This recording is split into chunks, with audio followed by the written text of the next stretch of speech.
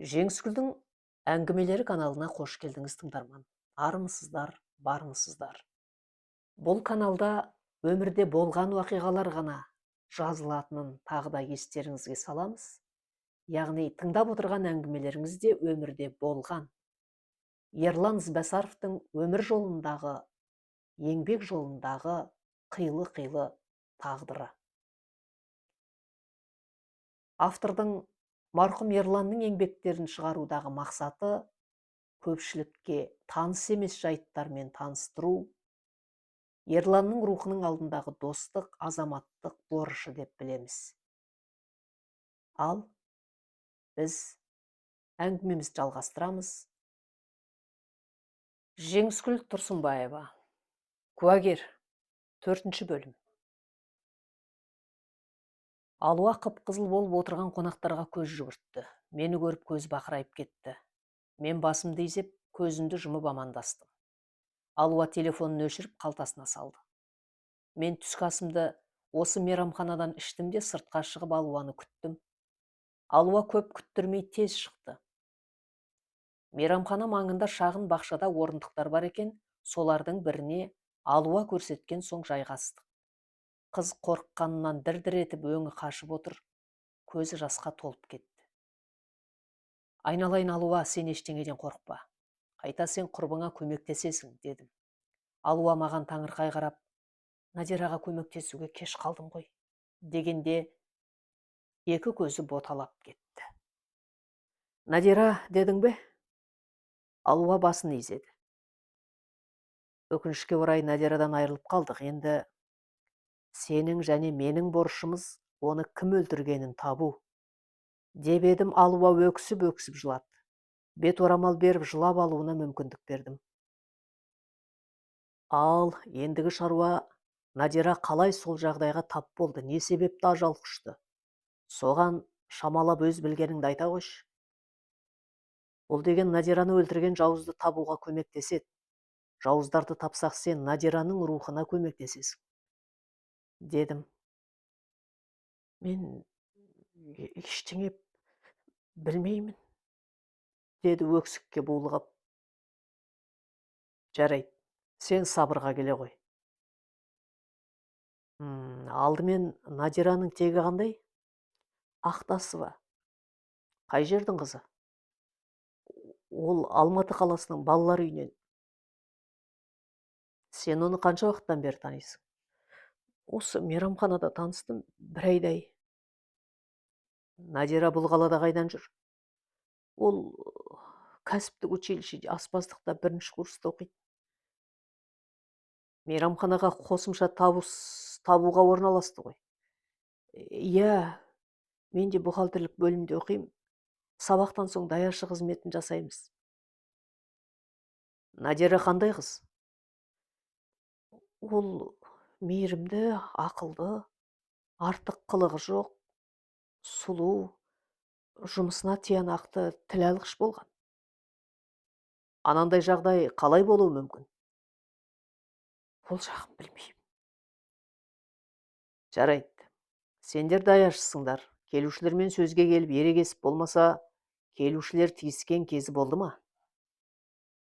Алуа басын шайқады. Қызым, мен осынша жасқа келіп даяшы қыздарға келушілер тиіскенін көрмедім десем өтірік болады. Бұл мекемеде спирттік сусындарды еркін ішетін жер. Араққа тойған есуас тиіспеуі мүмкін емес. Дұрыс айтасыз, түрлі келушілер бар. Сонымен Надирада нендей жағдай болды? Аса шу шыққан жағдайда болмады. Біздің бастық сыртымыздан қарап тұрып, тез арашалап алады. Сондай 2-3 рет жайсыз жағдай болған. Ондай жағдай менде де болды. Біз залдан тез кетіп асханадан шықпаймыз. Бастығымыз ересек даяшыны жібереді де, келушілердің тынышталуын өтінеді. Көнбей бара жатса, күзетті шақырып шығарып жібереді. Түсінікті. Алуа, соңғы кезде қандай жағдай болды, айтып берші. Сен Надираны соңғы рет қашан көрдің? Біз жай күндері сабақтан кейін келіп жұмыс жасаймыз да, ал сенбі, жексенбі күндері қонып жұмыс атқарамыз. Кейде жұма күні жұмысқа келгеннен дүйсенбіде таңертең сабаққа барамыз. Соңғы рет сенбі күні үлкен тойда бірге қызмет жасадық. Сол тойда Надира қызмет жасаған үстелде жастар отырған еді. Бір жігіт қайта-қайта тиісіп мазасын ала берді. Сол кезде бастық Надираны тез басқа үстелге ауыстырып, оның орнына ер бала қойып еді. Әлгі жігіт шу шығарып, Надираның қызмет жасағанын қалады. Залдан Надираны тауып алып сүйреледі. Ақыры бастық Надираны залдан қуып жіберді. Сонымен той бітті. Біз залды жинап жүргенде бастық Надираға келіп, жұмыстан шықтың, кете бер деді. Надира жылап, кінәсі жоқ екенін айтса да тыңдамай, тіпті сол кештегі ақысын да төлемей, түнде мейрамханадан шығарып жіберді. Содан кейін Надираны көрмедім. Ол ренжіп жүрген болар, басқа жерге жұмысқа кірген болар деп ойлағам. Сабақ одан қалса жұмыс деп жүріп, оны іздемедім. Таңертең бір полицей жігіт Надираның суретін көрсетіп, танисың ба деп сұрағанда бірден танымадым. Сосын ана жерге жапсырып кеткен соң мұқият қайта қарадым. Надира екенін таныдым. Сол жерде төменгі жағына ручкамен жазған номерге қоңырау шалып едім, сізге шықтым. Қоңырау шалғаның дұрыс болды. Саған рахмет. Ағай, менің ата-анам жұмыс жасап жүргенімді білмейді. Сіз айтсаңыз мен құрыйын. Сосын мейрамхана бастығы да құруы мүмкін. Алуа, сен дәл қазір бар да жұмысыңнан шық. Сосын жатақханаңа бара қой. Сабағыңды оқы. Бұдан кейін бұл жерге жолама. Дәл бүгіннен бастап бұл мейрамханада тексеру жүреді. Алуа, Надира қаза тапты. Ол дәл сол күні сондай жағдайға тап болды. Егерде бастығың оны қондырып ертесі жібергенде Надира аман болар еді. Сен жатақханаңа барғанда саған полицей қыз бала келеді. Ол сенен сұрақ жауап алады. Ештеңе жасырмай түгел айтып бере қой. Қорықпа. Саған, сенің отбасыңа ешқандай жамандық болмайды. Атаның әрине естиді, олар іс барысында сенімен бірге болулар керек. Себебі сен кәмелетке толмағансың. Мен оларға түсіндіріп айтам. Енді тездет. Бұл жерден кет. Еңбек ақым деп жүріп қалма. Дедім. Алуаның көзі бақырайып кетті, тек басын изеп мейрамханаға кірді. Мен асығыс көлігіме беттедім. Тікелей бастығыма қоңырау шалып, бар жағдайды түсіндіріп бердім. Ізбасаров, қыз сол аудан студенті. Мейрамхана жұмысшысы. Так. Мен қазір сол аудан бастығына қоңырау шалам. Сәл шыда. Сосын олардың әрекетінен соң сен өз жұмысыңды баста. Менен хабар күт. Деп тұтқаны қоя салды. Сәлден соң Алуа мейрамханадан асығыс шыққанда ата-анасының мекен-жайын жазып алып, жатақханасына жеткізіп қайтып келдім. Жанатқа риза болып, айналайын Жәке, сен болмасаң Алуа бізге хабарласпас еді. Деп Жанаттың телефон нөмерін бастым. Жанатта мен іздеген адамды хабарлаған қағаздың төменгі жағына менің нөмерімді жазатын әдеті бар еді. Болмаса сол хабарламада бөлімшенің іздеу саласының нөмірі жазылып тұрады. Алуаға жолыққан Жанат екенін айтпаса да білдім. Алло, Ереке, деді Жанат. Айналайын Жәке, келші менің қасыма. Ризашылықпен бір құшақтайын, дедім. Сіз қайдасыз? Деп күлді. Мен мекен-жайды айтып, сол мейрамханада күтіп отырмын. Бір сағат өткен соң Жанат келді. Құшақтасып, амандасып алдым да шын жүрегіммен алғыс айттым. Дәл осы мейрамханаға Құдай айдап әкелді ме? Дедім арқасынан қағып. Солай сияқты. Автобекеттен көше бойлап осы жерге келдім. Жас қыздарды көрген соң сұрауды жөн көрдім. Ешқайсысы танымаймыз деген соң анау хабарламаны жерге желімдеп кеткем. Бәрін дұрыс жасапсың. Жәке, енді сенің Алуаға көмегіңмен қамқорлығың керек. Қазір осы аудан полицейлер келеді. Олар не дер екен? Надира деген қыз екен, қайтыс болған. Деп айтып болғанша 3 көлік келіп, мейрамхана алдына тоқтап, ішінен бірнеше опер жігіттер және Дулатов Темірбек ағайда шықты. Асығыс мейрамханаға кіріп, мені танымайтын жігіттер администратор бөлмесіне беттеді. Дулатов есіктен кіріп келе жатып, маған көзі түсіп басын шайқады. Мен орнымнан тұрып қарсы алдым. Ау, Ізбасаров, сенімен жиі кездесетін болып кеттік қой, деді өтірік күліп. Ассалаумағалейкум тәке, қалыңыз жақсы ма деп қолымды создым. Дулатов қолымды алып тұрып, іздегенің біздің қаладан табылыпты ғой. Иә, тәке, иіскеп білдің бе? Деп қарқылдап күлді. Енді бекерге иісшілейді емеспін ғой. Сонымен өлген қыз осы мейрамханада жұмыс жасаған дей ме? Мен тергеуді бастамадым. Аудан сіздердікі болған соң қалай не болады деп күтіп отырмыз.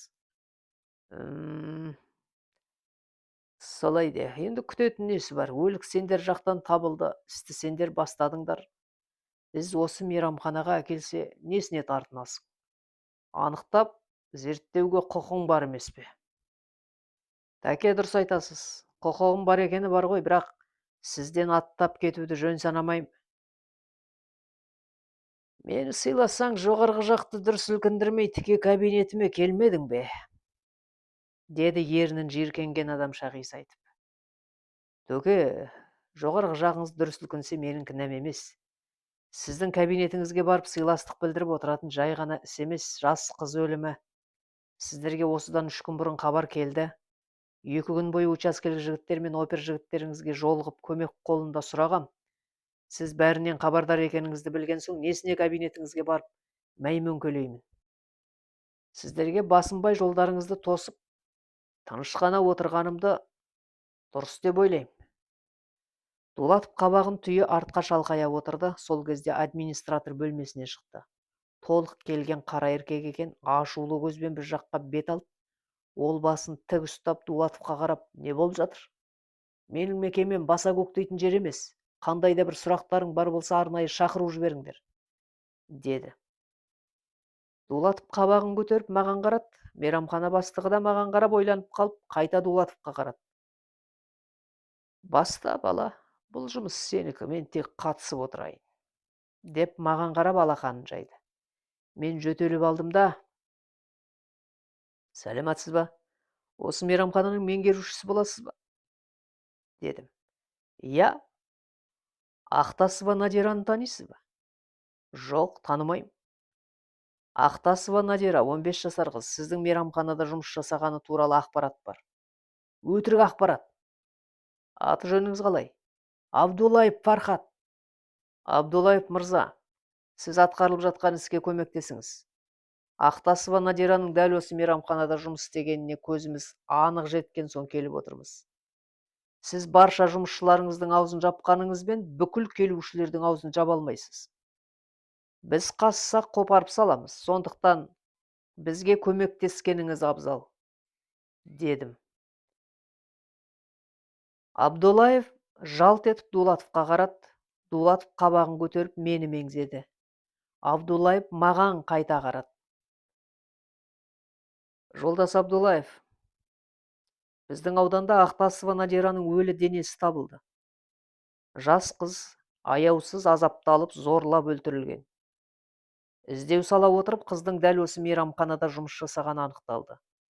Енді сіз өз тарапыңыздан Ақтасованы соңғы рет қашан көрдіңіз? Ол қыз қанша уақыт жұмыс жасағаны туралы ақпарат беріңіз, дедім.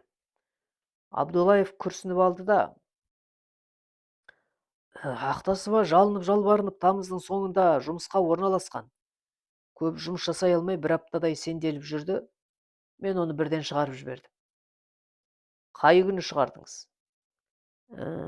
Мен қыркүйектің 8-і ме, әлде 9-і ма?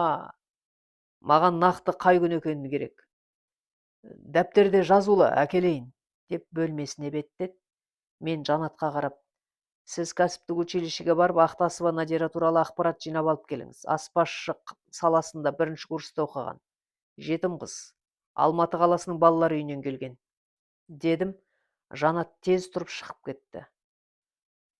Дулатов қабағын түйіп басын сәл шайқағандай болды. Сол кезде мейрамхана меңгерушісі дәптерін көтеріп келіп: Ақтасова Надираны қыркүйек айының 12-сі күні жұмыстан шығарыппын, деді. Ақтасованың денесі табылғанында 15-20 күн аралығында өлтіріліп суға тасталған. Ол дегеніміз дәл сіз жұмыстан шығарған күн. Енді қалған сұрақ жауапты бөлімшеде аламын. Протокол толтырылады, дедім. Меңгеруші Дулатовқа жалынышты көзбен қарап, менің не кінәм бар? Мен не істеп қойдым? Протокол не үшін қажет? Деп алақанын жайып селкілдеп кетті.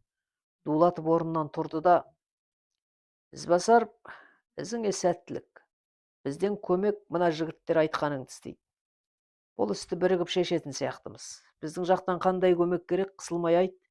Зерттеу жұмысыңды еркін жасай бер. Сау бол, деп қолын созды.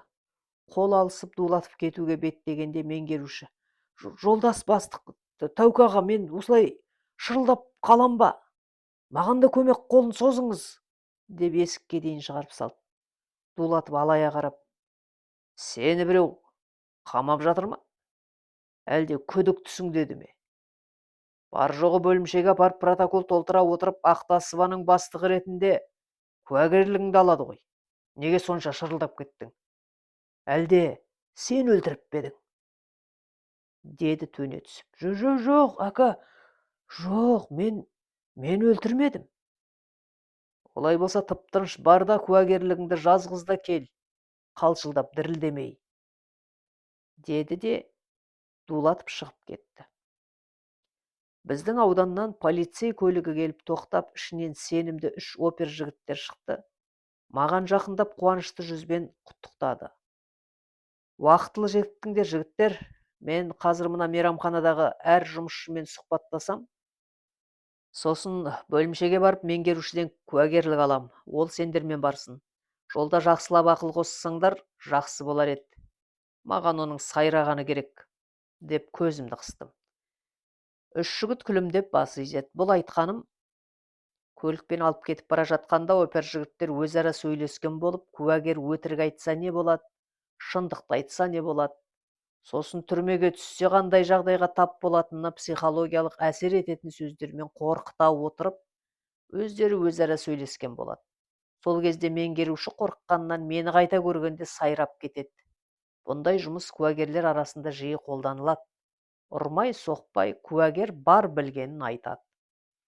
Ал енді криминалистік өмірді белшесінен кешіп, сөз тұрмақ, соққыдан қорықпайтын қаныпезерлерге бұл ойын өтпейді. Олар миығынан күліп, түк көрмедім, түк білмеймін деп отыра береді. Кәмелетке толмаған балалар инспекторы келмеді ме? Деп жол жаққа қарап едім. Жолдыбаева Ләззат өз көлігімен келе жатыр, әне келеді, деді. Ләззат та асығыс мейрамхана алдына көлігімен келіп тоқтады. Дұрыс болды. Біреуің Ләззатпен қалыңдар. Қазір кәмелетке толмаған Алуа деген куәгер қыздың ата-анасына барып, оларды ертіп алып, жатақханадағы Алуаны ертіп, бөлімшеге әкелесіңдер, дедім. 3 жігіт бастарын изеді де, өздері ара келісіп біреу қалды. Екеуі меңгерушіні ертіп көліктеріне кетті. Ләззат та қуанышты жүзбен келіп, құттықтай қол беріп амандасты. Ләззат шырағым, біздің куәгер 15 жасар студент қыз. Ата-анасы мына мекенжайда тұрады. Айналайын, оларды шошытып алмай, жақсылап түсіндіріп айтасың ғой. Әрине, Ереке, әрине. Қыздарын мақта. Қайта Алуа батыл болып шындықты айтты. Енді заңды түрде куәгерлігін жасаса болды, оларға еш зиян тимейтінін жақсылап түсіндір. Мақұл, Ереке. Мына мекемеде әлі қанша кәмелетке толмаған жұмысшы бар екен, мен білмеймін. Сенің көмегің керек болады. Жақсы. Енді мына ауылға опер жігітпен бірге бара ғой, деп Алуаның ата-анасы тұратын мекенжайын жазып бердім. Ләззат тез шығып кетті. Осы ауданның 2 полицей жігіті залда отыр еді, соларға қарап, ал жігіттер, мекемедегі жұмысшыларды бір-бірден алдыма әкеліңдер, ешкім қалып қоймасын. Сұрақ жауап алам, дедім. Негізі бұл жұмысты Жанат атқару керек еді, ол келгенше өзім жасай тұрайын деген ой келді. Мен бөлімшеге барғанша меңгеруші де пісіп қалар. Біреуді күткен ең қиын нәрсе ғой, әсіресе асыққанда күткен жаман. Ол мені күтіп сәл шыдамсызданғаны керек еді. Жұмысшылардың барлығы Ақтасова Надираның осы жерде жұмыс жасағанын растап, кәмелетке толған 3 әйел, 2 жігіт 12-сінде болған жағдайды қағазға жазып қол қойып берді. Уақиға дәл алуа айтқандай болыпты. Надираға тиіскен жігітті көрсе танитындарын да айтты. Кәмелетке толмаған бір қыз бен бір жігітті кейінге қалдырдық. Олар да дәл алуа айтқанды айтты. Үлкен аспазшы, шеф-повар, жай аспазшы, еден жуушы, күзетшілер, ыдыс жуып жүргендер. Ақтасова Надираның осы жерде толық жұмыс жасағанын растады. Содан қуанышым қойныма сыймай, ең құрғанда Надираны өлтірген жауызды табатыныма сенімді болып, бөлімшеге келдім. Мейрамханадан ересек 5 адамды ерте келіп, Надираға тиіскен жігіттің фотороботын салғыздым. Мен келсе меңгеруші қалшылдап шыдамы таусылып отыр екен, зырылдағаннан зырылдап бәрін айтты. Бірақ Надираға тиіскен жігітті танымайым, топырлаған тойға келген қонақтардың бірі деп айтты. Сонымен меңгерушіні босатып, қағаздарын реттеп, бастан аяқ тағы бір оқып алдым да, Надира дәл сол күні жауыздардың қолына түсті. Олар кім? Тойдың иесіне барып, тойға шақырылған қонақтарын анықтауым керек. Надираға тиіскен жігіттің фотороботын көрсетіп, аты жөнін білуім керек. Меңгеруші тойдың иесі ауданнан шетте тұратын, ауылдан, деді. Ең бастысы аты жөндері бар, табу оңай. Сен жауыз қашып құтылмайсың, сені табам, деп сағатқа қарасам, түнгі 3 болыпты. Бөлмедегі шағын диванға жатып көз шырымын алғым келді. Топырлап жүрген қызметкерлер даусынан оянып тұрдым да, жуынып алып есікке беттеп едім. Бастығым есікті айқара ашып кіріп келді де: Ізбасаров, сен аман болшы. Жарайсың ай, осы сенің лақап атыңды бекер қоймаған. Сезесің ау, сезесің, деді арқамнан қағып. Бұл жолы Жанаттың еңбегі зор, дедім мақтанышпен. Жанатың сенің ізіңді басып келеді. Ізбасаров үйрет оған, үйрет. Кіммен жүрсең соған ұқсайсың деген бар ғой, бар сыйқырыңмен бөліс, деді қолымды алып. Сосын жан-жағына қарап, бірақ сенің ұйқы көрмей жұмыс жасайтының ұнамайды. Мына диванда ұйықтап алдым, дедім шағын диванды көрсетіп. Бастығым диванға жаман көзбен қарап алды да: екі бүктеліп қалай жаттың енді? Осы жерге кабинетімдегі үлкен диванда әкеліп қоямау деймін, деді күліп. Оу, жоқ, ол диван келсе ұйқыдан тұра алмай қалармын. Басеке, бәрі дұрыс, дедім. Жақсы, бөлмемде күтем, деп шығып кетті. Қағаздарымды көтеріп, соңынан есікке жетіп едім, Айсұлумен дос кірді. Қуаныштан көздері жайнап тұр. Айсұлу құшақтап: сол жауыздар ұстатпай кете ме деп уайымдап едім, сіз жарадыңыз. Айналайын, мен әлі ол жауыздарды ұстамадым, дедім бетіне қарап. Жіптің шеті шықты, сіз ұстайсыз, деп бетімнен сүйді. Мә, не деген құрмет? Қашан менің бетімнен сүйер екен, деп дос күліп арқамнан қақты. Бастықтың бөлмесіне барғанда Жанат та келді. Бастық Жанатқа да зор алғыс айтып, арқасынан қағып: Ізбасаровтың соңынан ізін нақты басып келе жатқан жансың, жарайсың, үйрене бер, деді. Жоспарымды толық баяндап, керек рұқсат қағаздарымды алып, той жасаған отбасының ауылына жол тарттық. Қасымда Жанат бар. Ол отбасын тез таптық. Сол ауылда тұрмысты тұратын байсымақтар екен. Бізді жақтырмай қарсы алды. Тойдағы жігіт туралы айтып едім. Тойымда 300 адам болды. Қайсысы бірін білет дейсің, деп керілді. Аға, сіз түсінбей отырсыз ба? Сіздің тойдан кейін сіздерге қызмет жасаған жас даяшы қыз аяусыз қорланып, зорланып қаза тапты. Дәл сіздің қонағыңыз қаншер болуы мүмкін. Сіз мына жерде керілмей, сол қонақ кім, аты жөнін, мекен жайын айтуға тиіссіз. Айтпайды екенсіз, қылмыскерді жасырып отыр деген айып тағылып, дәл қазір қамауға алынасыз, дедім ашуым келіп. Болды. Мен ешкім жасырып отырған жоқпын. Олай болса мына жігіт кім? Мен бұл жігітті танымаймын мен. Қалай танымайсыз? Сіз шақырған қонақ қой. Ой, жастарды мен шақырмадым. Жастар өздері келді. Аға, қазіргі уақытта шақырмаса жастар да келмейді. Мына жігіт кім? Танымайым деп айттым ғой. Ұлымның, болмаса келіннің досы шығар. Ұлыңыз бен келініңізді шақырыңыз. Олар балайына кетті. келгенде сөйлесесіңдер. Қайда кетті? Қашан келеді? Түркияға кетті. Енді бір аптадан соң бір-ақ келеді. Мен оларға бір айға демалыс жасадым, балай ғой, деді мақтанышпен. Әйеліңізбен де сұхбаттасамыз, шақырыңыз. Ой, ол түк білмейді, деп аузын қисайтты. Шақырыңыз. Кемпір, әй кемпір, деді артына қарап. Маңғазданып әдемі халат киген толық әйел келді.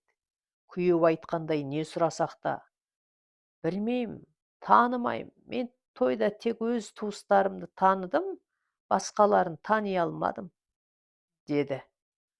Отбасына қаным қарайып бөлімшеге қайттық. Көлігімнен енді шығып ашудан жарылардай болып тұрсам, телефоным шыр етті. Көтерсем, алло, ізбасар Ерлан ба? Мен Қанабектің досы Алдабергенмін, деді. О, Алдаберген, жақсысың ба? Аға, сізге жолығуым керек. Маңызды айтарым бар, деді. 4-ші бөлімнің соңы, жалғасы бар. Авторы Жеңіскүл Тұрсынбаева, оқыған Нұрлыгүл Өтемісқызы.